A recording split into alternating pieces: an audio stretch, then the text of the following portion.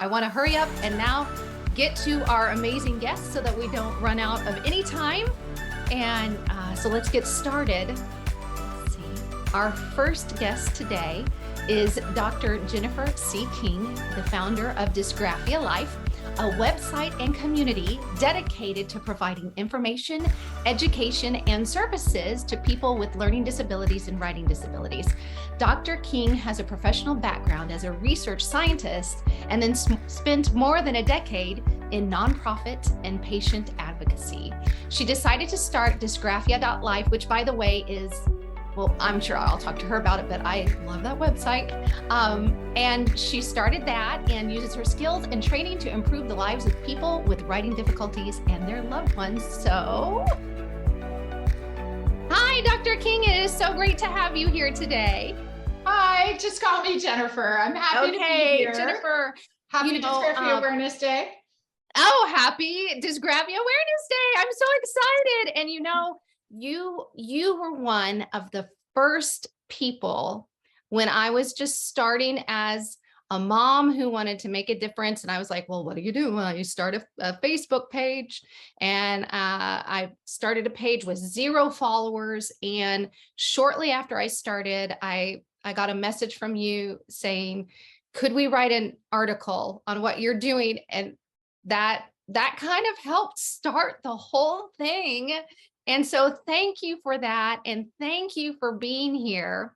You are the founder of Dysgraphia.life, and it's one of my most recommended websites to go to because of all of the research that you have been doing. Can you please start by just telling us all how did you get to this place where Dysgraphia became the focus and the push for you? Sure, and I apologize. My phone is ringing. I'm gonna. It's live. What do we do? I know exactly. Yeah. So I think I probably had an experience somewhat similar to you. So I am, by training, by professional background, a scientist who about 7 or 8 years ago actually moved over and started doing science for a patient advocacy organization.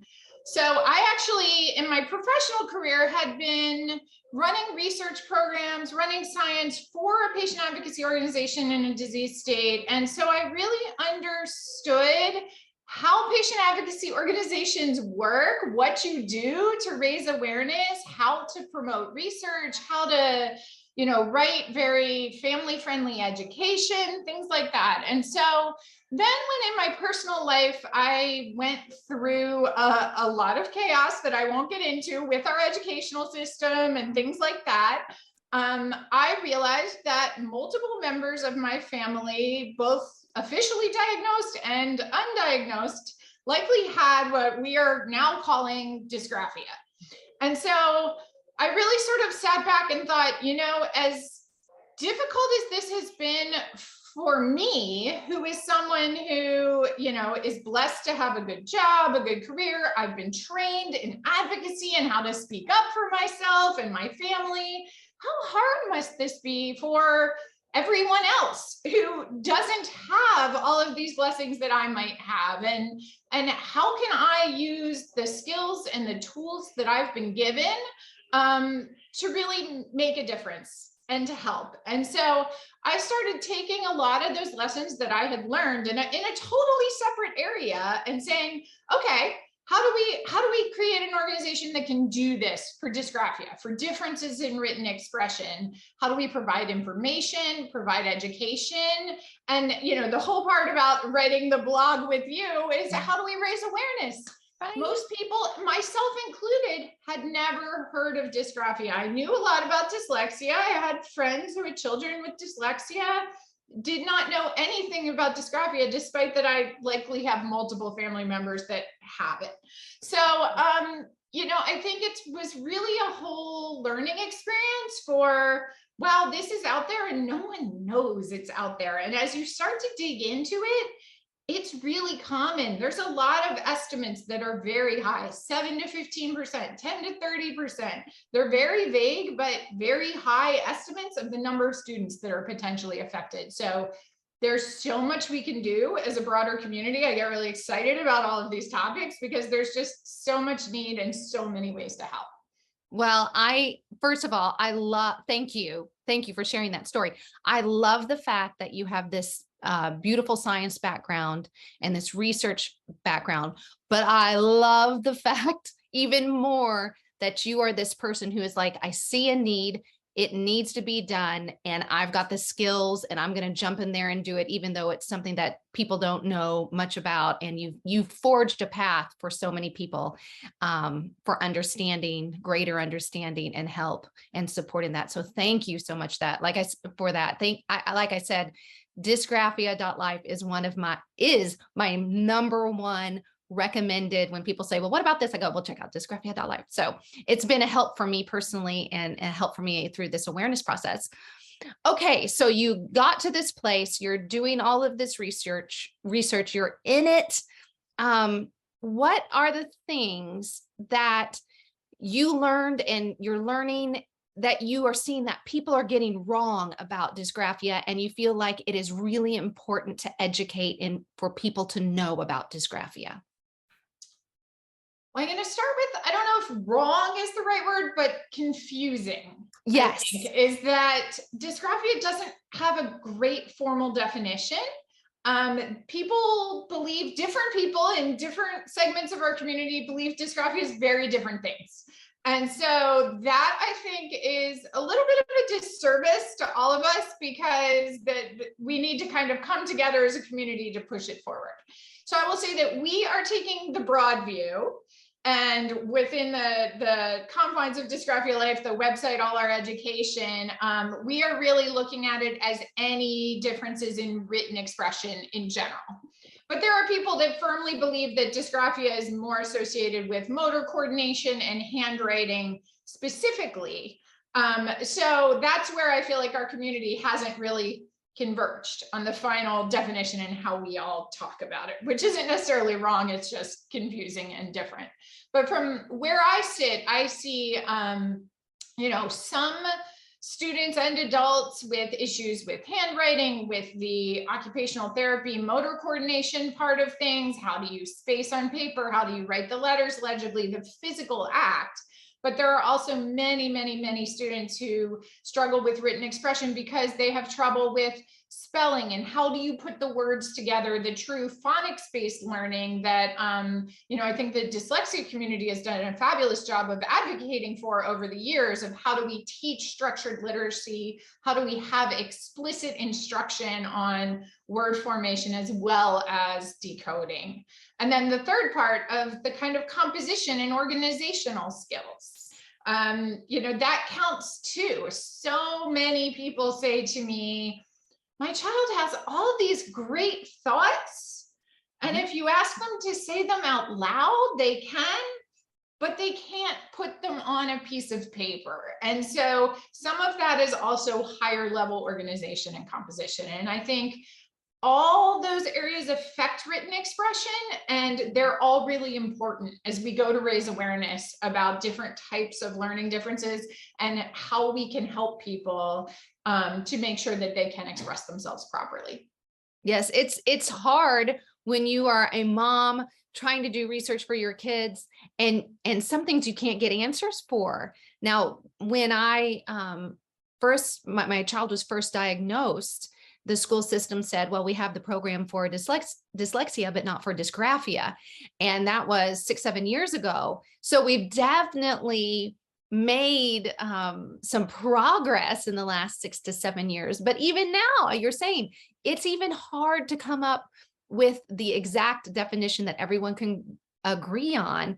So truly, we need more research and more time and more energy and more awareness put into this so that we can get more help and more support and understanding, especially for our kids. Now, you're really working on some research. I just recently saw that tell me more about the research campaign you're starting. Yes. So we're currently in the fundraising campaign stage. I won't talk too much about that, but any amount helps, and we would love any contributions. You can find it all on our website.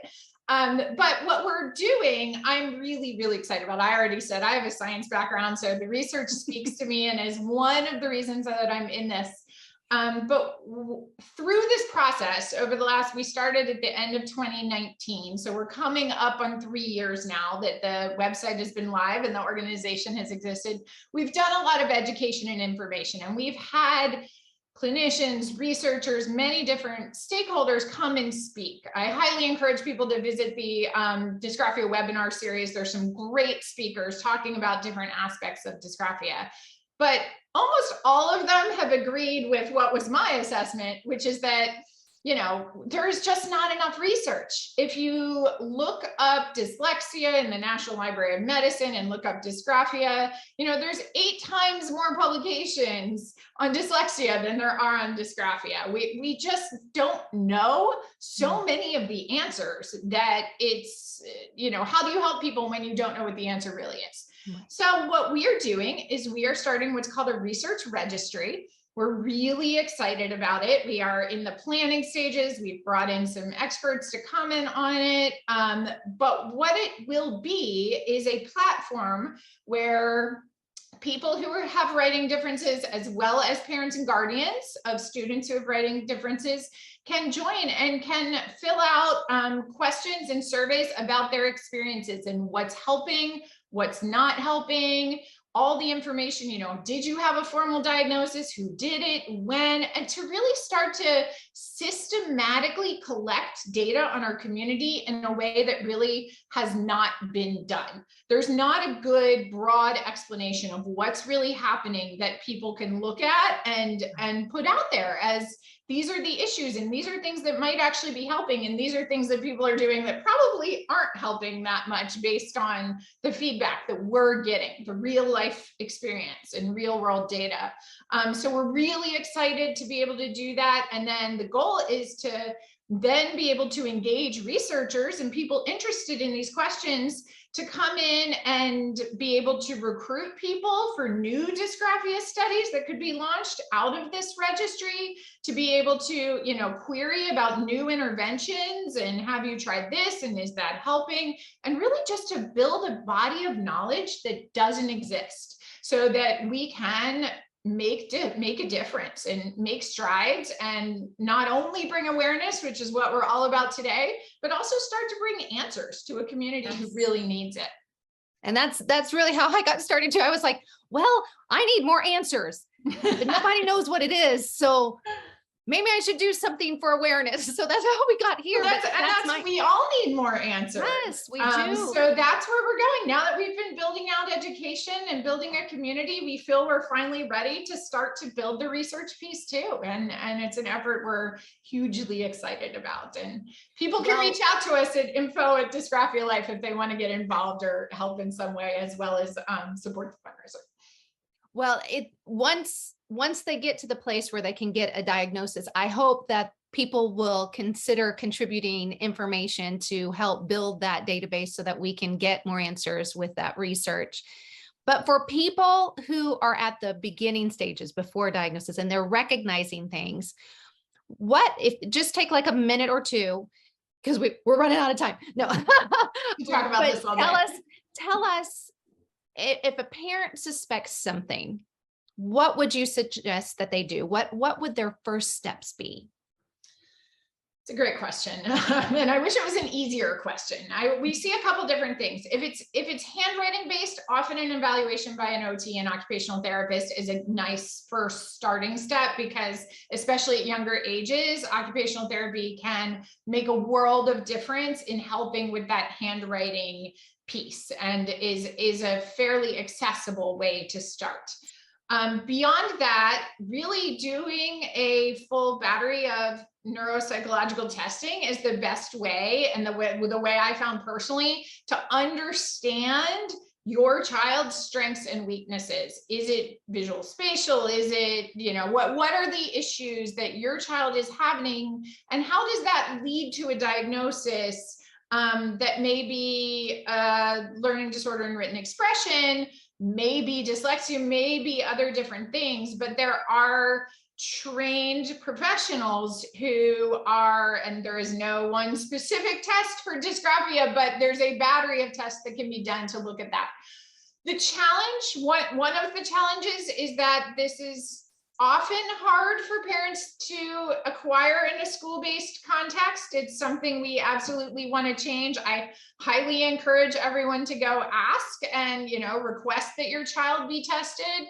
We hear regularly that sadly outside private testing can make all the difference, which can be very expensive. So it's a huge problem, I think, that we do need to bring awareness to, in that, many people cannot afford that level of specialized testing that often is needed to get the services that will really help. So that start with school. The ideal path. Start with school. If school doesn't work, there is an outside option. Unfortunately, we need to do a lot of advocacy to make that option easier and more accessible for people. Right. And if you had a group of educators and you could just give them one thing, which is hard to do, I know, but what's something that educators could do that would encourage a child with dysgraphia? Oh, there's lots of things. I feel like one, understanding where the child struggles is important. Is it handwriting? Is it spelling? Is it, organizing thoughts? Because then you can use the strengths and minimize the differences. There's a lot of back and forth on assistive technology, but I really find that in some ways, the use of it properly can make a huge difference. Some students are much better if they can type. I have even personally requested that teachers allow children to submit assignments as a video instead of as a written piece of paper. Is it a language arts assignment? If it is, then yes, okay, it needs to be written. But is it just to show that you understand what's happening in social studies?